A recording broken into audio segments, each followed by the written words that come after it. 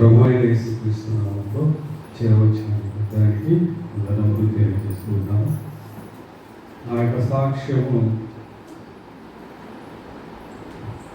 గడిచిన 2023 సంవత్సరంలో heart problem ఉందని నాకు డాక్టర్ గారు చెప్పారు. అయితే హోమియోపతి మందులు వాడుకుంటూ నేను ఆపరేషన్ చేయించుకోలేదు. గడిచిన నవంబర్ మాసంలో నవంబర్ 8వ తేదీ ఓపెన్ హార్ట్ సర్జరీ చేయించుకోవడం కర్నూలు ప్రాంతంలో జరిగింది. అయితే గత నవంబర్ మాసం కంటే ముందు దినాలలో ఈ యొక్క అంటే నేను పరిగెత్తేటువంటి సమయంలో బాగా గుస వచ్చి పరిగెత్తలేకపోయాను. అప్పటి నుంచి నేను డాక్టర్ దగ్గరికి వెళ్తూనే ఉన్నాను. తర్వాత వచ్చేసి డాక్టర్ గారు సివియర్ పర్సెంటేజ్ అంటే ఎక్కువగా నీకు గుండె ఎక్కువ అయిపోయింది, అది చెడిపోవడము 64% దాటింది, కాబట్టి తొందరగా నువ్వు సర్జరీ చేయించుకోవాలని డాక్టర్ గారు రిఫర్ చేసిన కారణంగా నవంబర్ 8వ తేదీ నాకు ఆపరేషన్ చేశారు. అంతకంటే ముందు నా కోసం ప్రార్థించినటువంటి విశ్వాసులకు మరియు సేవకులకు మీకందరికీ కృతజ్ఞతలు తెలియజేస్తూ ఉన్నాను. అయితే ఆ సమయంలో నాకు ఒకే అంటే ఏం తిప్పుదలను కానీ నేను ఎక్కడికి పోయినా కూడా ఒక్కరిని పోతున్నాను. నేను ఎక్కడికి పోయినా కూడా నాకు తోడుగా ఉండేది సహోదరుడు దామోదర్ గారు. అయితే ఆయనను కూడా నేను పిలవలేదు, ఒక్కడినే వెళ్ళాను, చూపించుకుంటున్నాను. అయోమయ పరిస్థితిలో ఉన్నాను. ఒక్కరిని ఇంట్లో నా భార్యను కూడా తెలుసుకొనుకోలేదు, ఒక్కరినే తిరుగుతున్నాను హాస్పిటల్.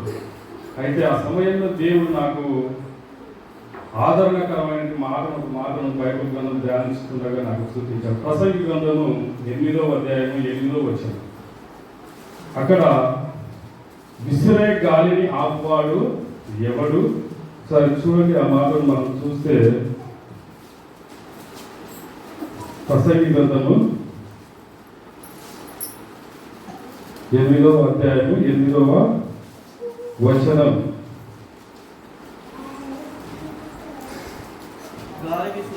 గాలి విసరకుండా చేయుటకు గాలి మీద ఎవరికి అధికారం లేదు, మరణ దినము ఎవరికి వశము కాదు, ఈ యుద్ధమందు విడుదల దొరకదు, దౌష్ట్యము దాన్ని అనుసరించు వారిని తప్పించు. ఆ మాట జ్ఞాపకం చేసుకున్నాను. ఇక్కడ గాలి విసరకుండా ఎవరికైనా అధికారం ఉందా? ఎవరికి అధికారం ఉంది? దేవాది దేవుడికి మాత్రమే అధికారం ఉంది. మరి అదే విధంగా మరణ దినము ఎవరికి వశం కాదు. నా వశంలో, నీ వశంలో, మనం అందరి వశంలో మన మరణ దినం తెలుసా? ఎవరికి కూడా తెలియదు. మరణము ఎప్పుడు వచ్చినో ఎవరికి తెలియదు. కాబట్టి నేను ఒకటి అనుకున్నా, ఆపరేషన్ థియేటర్లోకి వెళ్ళే ముందు నా పక్కన నా భార్య మరియు ఉదయం 9 గంటలకని చెప్పారు, 7 గంటలకే తీసుకొని పోయారు ఉదయం ఎర్లీ మార్నింగ్. అయితే పోతూ పోతూ ఒకటే మాట ప్రార్థన చేసుకున్నాను, దేవా చూపించిన యొక్క మాటను బట్టి నా మరణాన్ని ఆపవారు ఎవరు కూడా లేరు, మీరు తప్ప. సో కాబట్టి నా మరణాన్ని ఆపాలన్న మీరే. ఈ యొక్క మరణ దినం ఎవరికి వశం? డాక్టర్ కూడా నీ చేతిలో లేకపోతే ఎవరు ఆపలేరు అని చెప్పి 139వ కీర్తన 16వ వచనాన్ని ఒకసారి మనం జ్ఞాపకం చేసుకుంటే, నేను తల్లి గర్భంలో పిండముగా రూపింపక ముడితే నీ కన్నులు నన్ను చూచాను, లెక్కింపబడిన దినములలో ఒకటైనా పూర్తి కాకమునిపే ఆ దినములన్నీ నీ గ్రంథంలో లిఖితములాయన. కాబట్టి దేవా, ఈ మరణాన్ని ఆపవాడు ఎవరు లేరు. ఒకవేళ నీ గ్రంథంలో నా దినములు పూర్తి అయి ఉంటే నీ రాకడలో నన్ను జ్ఞాపకం చేసుకొని చెప్పి దేవుడికి ప్రార్థన చేసుకుని ఆపరేషన్ థియేటర్లోకి వెళ్ళారు. అయితే అక్కడ విజయవంతంగా దేవాది దేవుడు కార్యం జరిపించి ఆయన దినాన మీ ముందర నన్ను సజీవులుగా ఉంచినందుకు దేవాది దేవుడికి మహిమ ఘనత ప్రభావం ఆయన మాత్రమే చెల్లునుగాక.